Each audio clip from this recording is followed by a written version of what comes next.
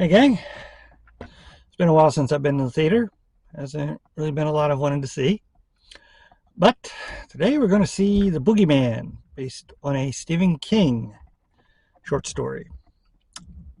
I remember reading it in high school, and I remember the story being a guy talking to a psychiatrist about the boogeyman and some of the things that happened in his life, and then at the end it turned out the psychiatrist was the boogeyman.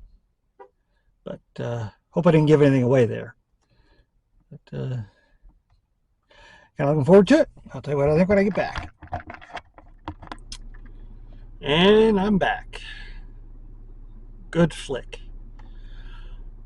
Very creepy. You don't really get a good look at what the boogeyman is until the very end. Mostly he's in the shadows. Kind of like Lights Out. Doesn't like to be in the light. Likes to come out of the shadows. The basic plot is it opens with this little girl being killed, basically. Something comes out of her closet, sounds kind of like her father, and then you see blood hit like off to the side. And then we cut to a psychiatrist who has an office in his home, and he and his teenage daughter and his younger daughter are all dealing with the loss of the mother in a car accident. And the father, who we saw in a picture of the girl that died in the beginning, comes to see him. And he tells this insane story of something killing his children. He's been blamed for it. And freaks the psychiatrist out, and he goes to call the police. And the man sneaks upstairs where his teenage daughter has come home early from school because she had a run-in with some people. And she finds him having hung himself on the back of a door.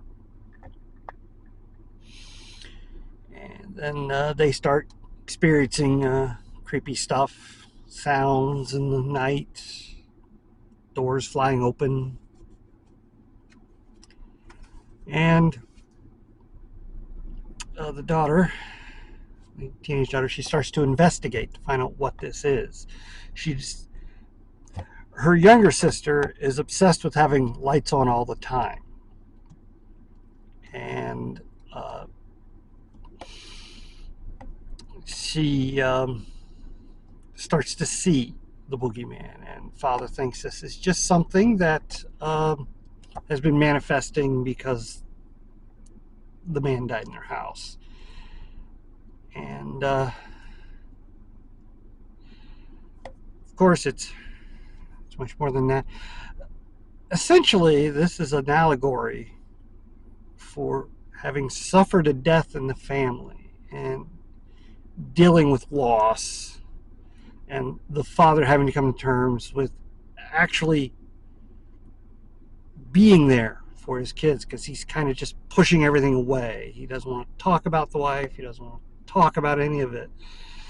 And the teenage daughter is trying to talk to him, and he keeps pushing her away, and it's just causing friction between them. And throughout the course of the film, this is what's giving the boogeyman carte blanche to do what he wants, because as the one character who killed himself said, it's the thing that takes your kids when you're not paying attention to them. Pretty good. Monster looks amazing. Very spidery, kind of spindly limbed. Does all these weird spidery like things, climbing on walls and ceilings and stuff to jump out at people. Good climax when you get the major battle, which the entire family basically. Remember the end of the first Fantastic Four movie where trying to fight Doctor Doom on their own, they kept failing, and then when they got all together as a team, they were able to do it. And it's kind of like this. They kind of when the father joins in, they finally have enough to themselves that they can actually put up a decent fight. And it's one of those things where maybe they destroyed it, maybe they didn't. Maybe it's just some weird creature. Maybe it's an ancient evil. You don't know. But excellent film. Very scary, creepy. Good moments of suspense where you're just waiting for it to jump out, and they kind of string that along. Very good acting.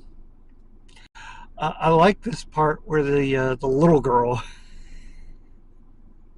she pulls out all the Christmas lights and wraps herself in it and plugs it on so that it can't get to her.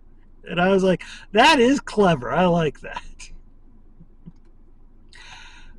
Oh, my battery's almost out of power, so I'll leave it here. Please hit like, share, and subscribe, and I'll see you next time.